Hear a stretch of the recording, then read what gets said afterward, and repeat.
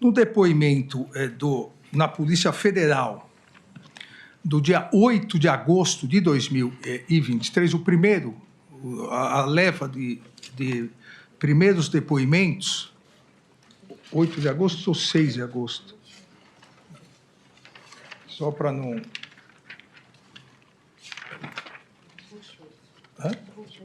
28 de agosto, perdão. Então, nesse primeiro depoimento, do dia 28 de agosto, aqui o depoimento 3576708, o senhor aponta que o assunto, o tema, golpe de Estado, quebra da normalidade, decretação do estado de exceção, estado de sítio, a ideia da quebra da normalidade democrática era discutida no governo.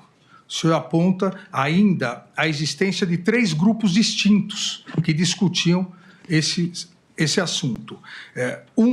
E aqui, entre aspas, na nomenclatura do senhor, um bem conservador, de linha bem política, que aconselhava o então presidente Jair Bolsonaro a dizer para o povo, abre aspas, entre aspas também, para o povo sair da frente dos quartéis.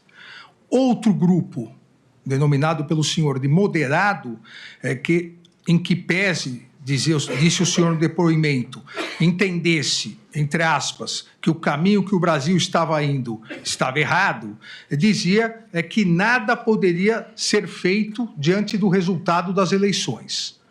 E um terceiro grupo, que também fora denominado pelo senhor de radical, esse estava tentando, entre aspas, estava tentando convencer o então presidente a fazer alguma coisa, um golpe. O senhor, assim, divide essas discussões que ocorriam no âmbito do governo e do Palácio nesses 3 grupos. E ainda diz que no grupo radical havia os menos radicais, que queriam achar, entre aspas, uma fraude nas urnas, e os radicais, que eram a favor de um braço armado, que gostariam e estavam incentivando um golpe de Estado, que queriam que o presidente assinasse o decreto, que acredita que esperavam o presidente dar uma ordem, entre aspas, que acreditava esse grupo que quando o presidente desse a ordem, ele teria o apoio do povo e dos CACs, e que esse mesmo grupo dos radicais, esse subgrupo radical, romantizavam o artigo 142 da Constituição Federal como um fundamento para o golpe de Estado. Fecha aspas. O senhor confirma isso? Eu gostaria que o senhor explicasse essas discussões entre esses 3 grupos. Sim, senhor.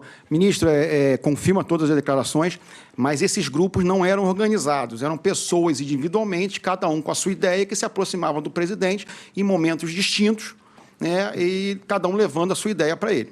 Então, era basicamente assim, mas não existia uma organização e nem existiam reuniões que esses grupos se reuniam para debater. Essa foi uma classificação minha do senhor, porque dividir, convivia diariamente, sim, lá. Para facilitar até o depoimento.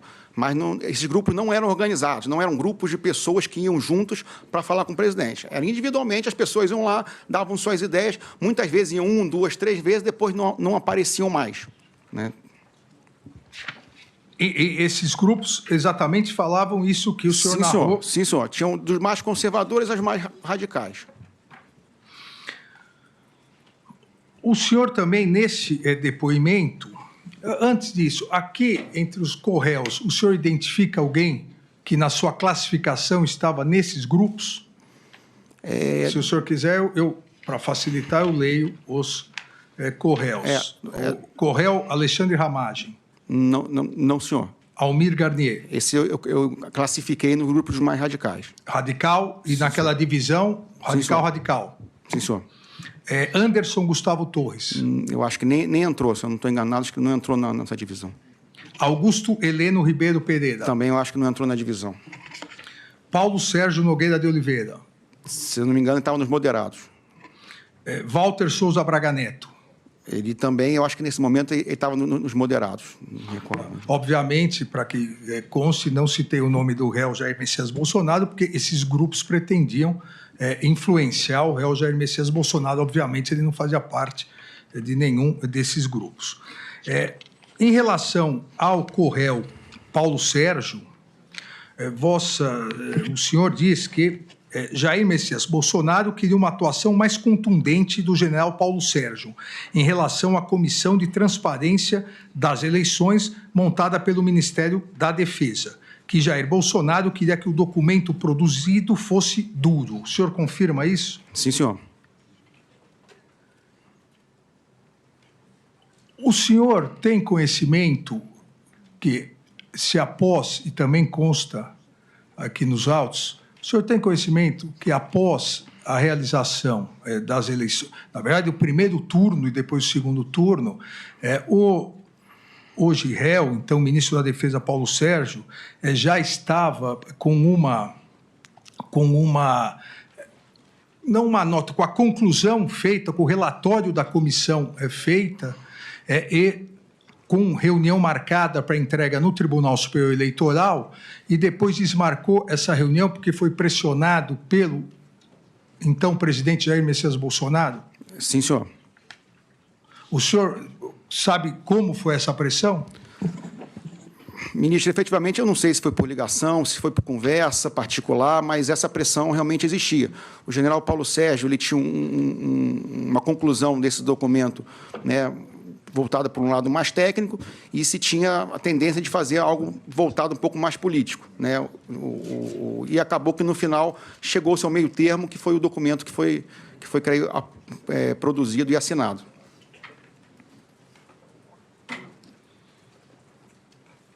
O senhor, ainda em relação a essa questão, que, na verdade, consta não só no seu depoimento do dia 28 de 2023, mas também no seu depoimento aqui no Supremo Tribunal Federal no dia 21 de novembro de 2024. O senhor tem conhecimento que, depois do relatório apresentado e da nota que o Tribunal Superior Eleitoral emitiu, dizendo que havia recebido o relatório do Ministério da Defesa, que tinha testado a lisura das eleições, a regularidade das urnas, o senhor tem conhecimento se o Correio Paulo Sérgio sofreu pressões para soltar uma segunda nota? Não me recordo, ministro. Essa segunda nota eu não me recordo. Eu creio que depois que saiu a primeira, eu acho que depois que foi entregue a versão oficial final, eu acho que não teve uma pressão para sair a segunda, não me recordo.